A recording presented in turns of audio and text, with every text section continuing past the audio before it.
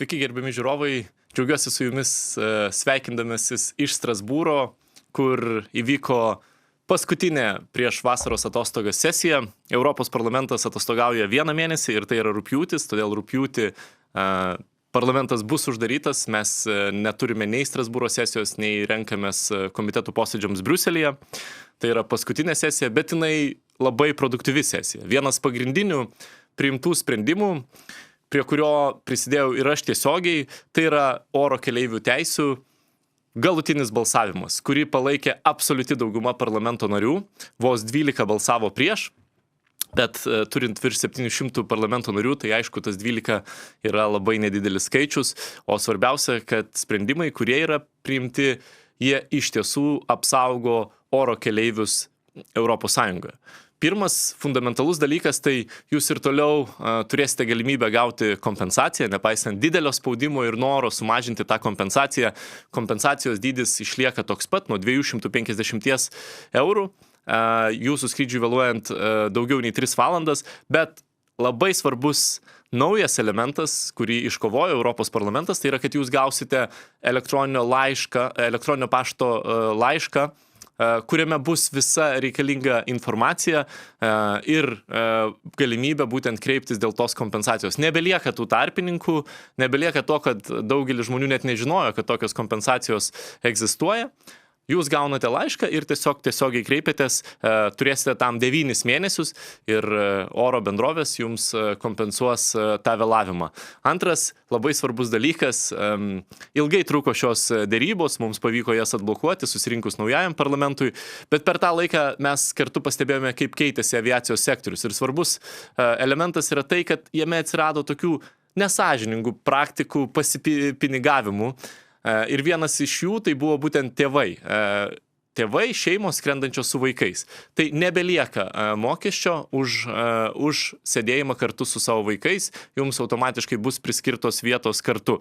Ir nors tas reguliavimas įsigalioja po metų, daugelis avialinijų, įskaitant ir Ryanair, jau paskelbė, kad jau nuo šių metų, tai yra nuo šios vasaros, nebetaikys tų papildomų mokesčių. Atsiranda labai aiškus apibrėžimas ir to vadinamojo asmeninio daikto, tai yra to asmeninio bagažo, kadangi mes matėm tendenciją, kad jis jau traukiasi ir mažėja iki rankinuko, tai vis dėlgi lieka kuprinė, kuri jums automatiškai yra įskaičiuojama į bilietą ir mažėti tą kuprinę nebegali. Kitas dalykas, biliete jūs matysite pilną kainą kartu su rankiniu bagažu. Jūs galite jo atsisakyti, tai kaina gali būti tik tai pigesnė, bet nebelieka jokių užslėptų mokesčių. Labai dažnai būdavo taip, kad perkant ypatingai per platformas tos bilietus, kol daeini iki pačios pabaigos, bilieto kaina išbrangsta. Na ir kitas dalykas, galų gale registracija, liaudyje vadinamas check-inas, registracija skrydžiui.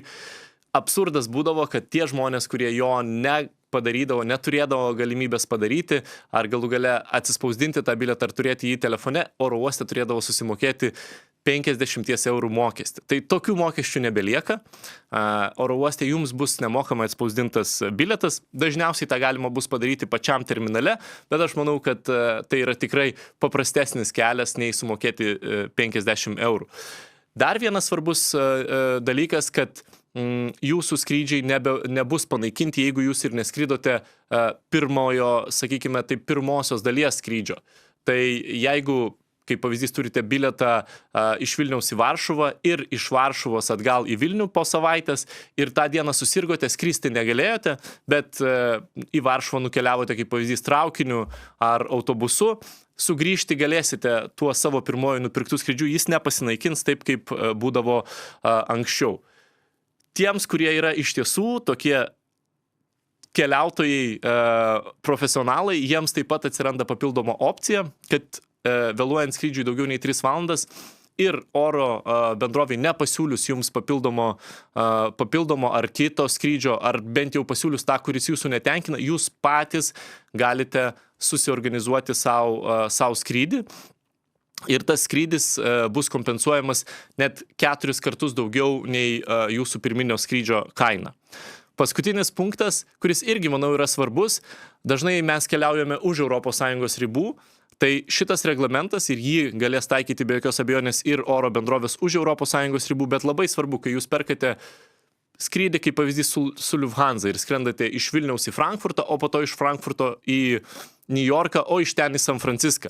Tai jūsų visas skrydis bus apsaugotas. Ir nesvarbu, kad nuo New Yorko iki San Francisco jūs skraidins viena iš Jungtinių Amerikos valstijų oro bendrovių.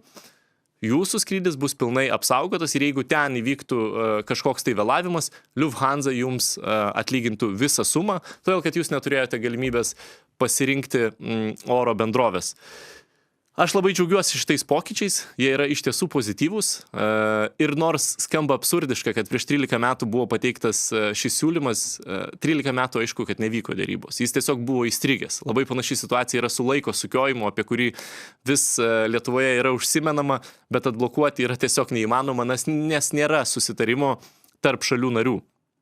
Tai šiuo atveju susirinkus naujajam parlamentui kartu su kolegomis mes pabandėme kreiptis į tarybą, ieškoti to sutarimo ir aš labai džiaugiuosi, kad tiek atsirado pozicija tarybos, kuri buvo, aišku, labai tolima nuo parlamento, bet atsirado langas dėryboms, kurį mes jau pradėjome su pirmininkavusią prieš tai Daniją ir vėliau sėkmingai pabaigėme Kipro pirmininkavimo metu ir aš esu tikrai visiems dėkingas už tą atvirumą, bet labiausiai parlamento nariams, kad jie parodė vienybę ir man derantis dėl šio reglamento, turint visą Europos parlamentą už savęs, aišku, kad tos dėrybos buvo daug lengvesnės, todėl kad taryba negalėjo ignoruoti tokios tvirtos parlamento nuomonės, o kas svarbiausia, tai buvo be jokios abejonės ir tvirta nuomonė, atstovaujant keleivių interesus kiekvieno jūsų.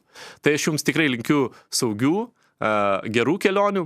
Aš nuoširdžiai tikiuosi, kad tų kompensacijų niekada neprireiks, nes kiekvienas mūsų įsigijęs bilietą nori tiesiog laiku išskristi, laiku atskristi, pamatyti savo artimuosius, galų gale turi kažkokių tai verslo planų. Sesija be jokios abejonės neapsiribojo tik tais oro keleivių teisėmis. Buvo palaimintas ir prekybos susitarimas su Meksika. Ten didelės kontroversijos nebuvo. Galbūt radikali dešinė, radikali kairė bandė ieškoti kažkokių tai kliuvinių, bet bendrai susitarimas yra palaimintas ir aišku, kad tai yra tęstinumas dabartinės Europos politikos, kad kuo plačiau plėsti tarptautinius susitarimus, laisvos prekybos susitarimus su įvairiomis pasaulio valstybėmis, diversifikuoti, kuo mažiau priklausyti nuo vieno tiekėjo, ten, kur įmanoma diversifikuoti ir, aišku, užtikrinti apsaugą tiekimo grandinių. Pirmiausia, pamokos per COVID pandemiją, bet vėliau ir prasidėjus karui Ukrainoje išmokė tai, kad priklausomybė nuo vienos valstybės yra labai pavojinga ir aišku, bet koks sutrikimas vėliau lemia labai didelius praradimus mūsų verslui. Mums aktualus klausimas buvo be jokios abejonės ir balsavimai dėl progreso stojimo į Europos Sąjungą. Europos parlamentas vertino Ukrainos ir Moldovos progresą. Tai pirmiausia, kalbant apie Moldovą, Moldovos progresą pozityviai vertino 550 parlamento narių, tai vėlgi absoliuti dauguma. Ir iš tiesų Moldova daro tvirtus žingsnius einant link Europos Sąjungos ir mano asmeninė nuomonė, aš manau, kad Moldova turėtų būti įvertinta, ta žmonių drąsa, tas palaikymas Europoje, jis yra labai tvirtas, bet jis nėra begalinis. Ir Europos Sąjunga taip pat turi žengti dar ryžtingesnį žingsnį Moldovos link ir iš tiesų pasiūlyti narystę Europos Sąjungoje, pilną vertę narystę Europos Sąjungoje. Nes mes matome vieni po kitų rinkimų Moldovoje, jie yra laimimi proeuropietiškų jėgų, bet kiek tų jėgų užteks, bus didelis klausimas. Aš puikiai atsimenu ir savo susitikimą su Moldovos ambasadore, kai pasikeitė Jungtinių Amerikos valstijų politika ir buvo nubraukta USAID parama, kuri labai smarkiai palaikė būtent ir demokratinį režimą Moldovoje ir įvairūs projektai buvo vykdomi. Ir buvo bijoma, kad tai, aišku, paskatins dar didesnį nusivylimą ir nusigręžimą link prorusiškų jėgų. Tas neįvyko.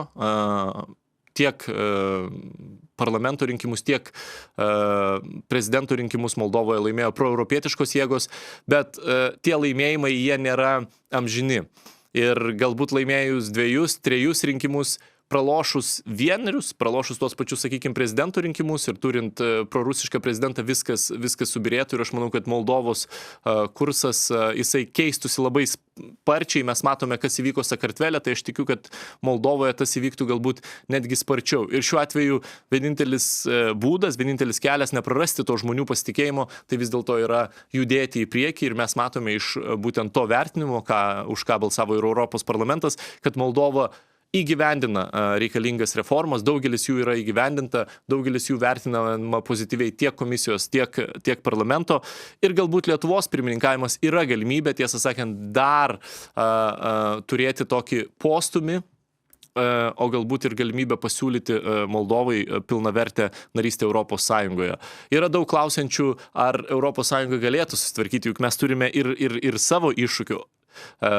Aš tikiu, kad tikrai galėtume. Prarasti Moldovo kaina būtų daug didesnė, tai nėra didelė valstybė.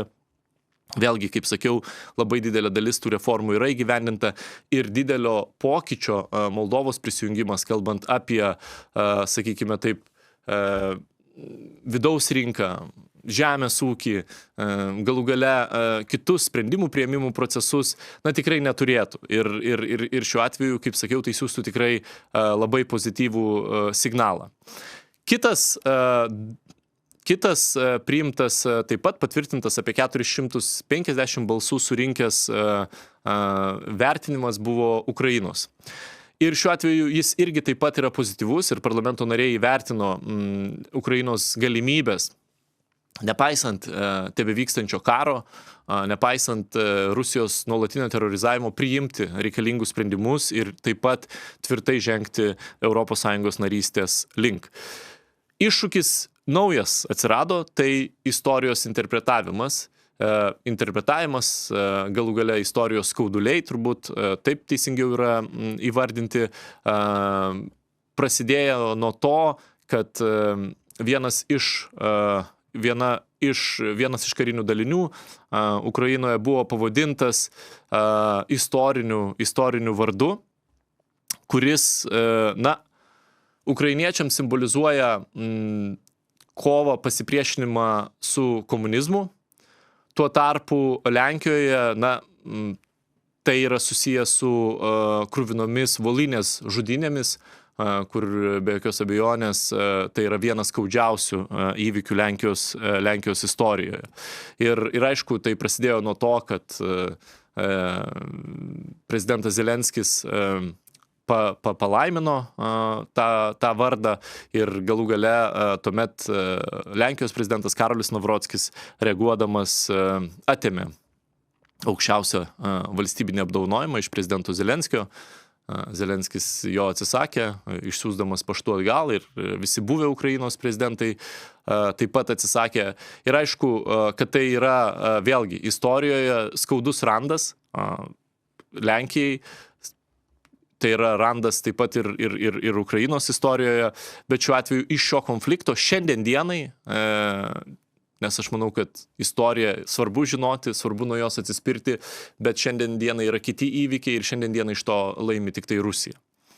Rusijos propaganda pilnai įsijungia, skaldyti ukrainiečius ir lenkus, pykdyti juos tarpusavyje, socialiniuose tinkluose siaučia tūkstančiai botų, labai matytas scenarijus ir aišku, kad visa tai persikėlė ir į parlamento salę, kur taip pat diskusijoje, o galų gale po to ir balsavime, netrūko emocijų, kur Lenkijos parlamentarai ieškojo, kaip tikslinti vienas ar kitas formuluotes, bet vėlgi, šis raportas yra Ukrainos progreso stojimo į Europos Sąjungą. Šis raportas nėra skirtas įvertinti istorinius įvykius.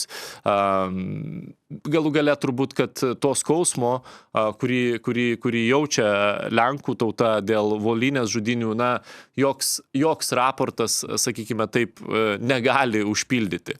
Ir šiuo atveju be jokios abejonės.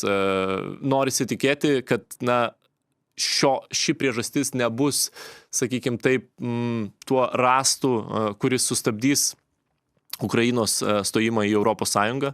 Mes matėme, kad istoriniai precedentai, įvykiai, istorijos interpretacija jau buvo priežastimi sustabdyti šalių stojimą į Europos Sąjungą. Tas įvyko su Šiaurės Makedonija, šalimi, kuri net pakeitė šalies pavadinimą, bet Graikija, iš pradžių Graikija, po to Bulgarija vis tiek blokavo Makedonijos stojimą ir lyg šiol šalis, kuri pilnai galėtų tapti Europos Sąjungos dalimi, įstoti į Europos Sąjungą negali. Ir aišku, mes matome, kad tas Ukrainos palaikymas jis nėra pilnas, nėra pilno sutarimo tarp šalių narių.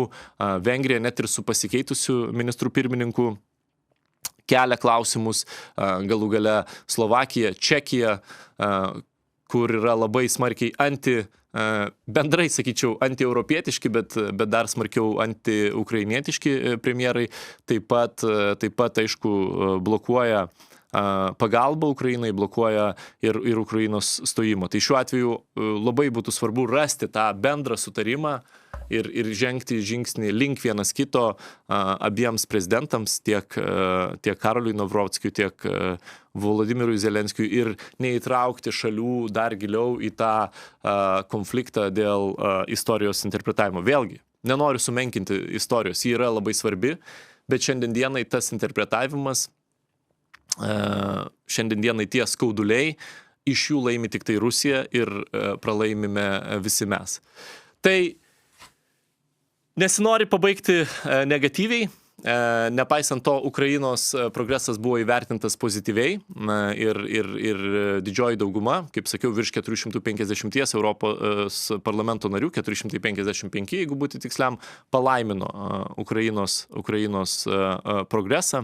Be jokios abejonės dar daug žingsnių reikės padaryti Ukrainai, bet vėlgi negali nesižavėti tuo, kad nepaisant karo šalis priima reikalingas reformas, ne tik priima ir jas įgyvendina. Ir tai nėra tik tai popieriuje, be jokios abejonės Ukrainoje veikia Europos Sąjungos, Europos komisijos ekspertai, kurie tą pažangą vertina, taip kaip buvo daryta ir Lietuvoje prieš 2004 metus. Na, o aš kaip sakiau, Europos parlamentas atsisveikina rugpjūčio mėnesį Europos parlamentas atostogaus, bet mes būtinai sugrįšime rugsėjį. Parlamento mandatas artėja link vidurio ir vidurys, tas vadinamieji midterms, Europos parlamente taip pat yra pakankamai įdomus laikotarpis, kur gali persidėlioti pozicijos tiek komitetų pirmininkų, tiek galų gale parlamento prezidento. Bet matysime, ar iš tiesų bus tokie radikalūs pokyčiai, ar vis dėlto parlamentas liks dirbti su dabartinė stabilia dauguma ir užtikrins reikalingų Europos Sąjungai šiuo nelengvu laikotarpiu sprendimų priėmimą.